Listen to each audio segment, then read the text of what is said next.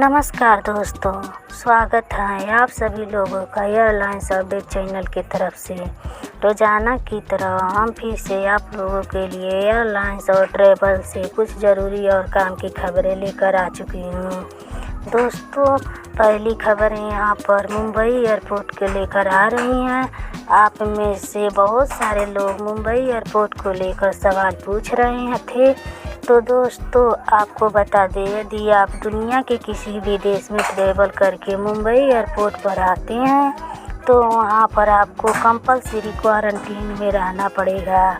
ये institutional quarantine आपका 7 दिन का रहने वाला है। यदि आप मुंबई एयरपोर्ट पर ट्रैवल करने वाले हैं तो सबसे पहले आपको ये सुविधा पोर्टल पर जाकर अपनी कोरोना वायरस का नेगेटिव रिपोर्ट अपलोड करना पड़ेगा। और इसके बाद यदि आप मुंबई एयरपोर्ट पर आते हैं तो मुंबई एयरपोर्ट को पे आने के बाद आपको 7 दिन इंस्टीट्यूशनल क्वारंटीन में बिताना पड़ेगा। इसके बाद आपको अपने घर जाने दिया जाएगा। अगली खबर यहाँ पर भारत में कोरोना वायरस को लेकर जान लेते हैं। तो दोस्तों, आपको बता दें कि भारत में इस समय कोरोना वायरस काफ़ी तेज़ी से फैल रहा है और भारत में कोरोना वायरस के आंकड़े अब ब्राज़ील को भी पीछे कर चुके हैं।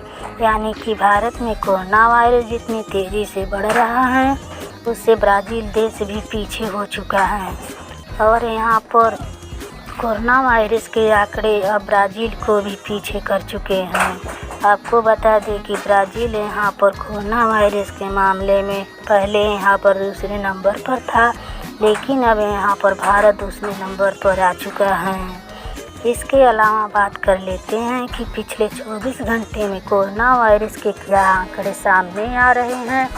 तो यहाँ पर 1,68,912 नई कोरोना के केसेस रिपोर्ट किए गए हैं और 903 लोगों की इस कोरोना वायरस से जान जा चुकी हैं।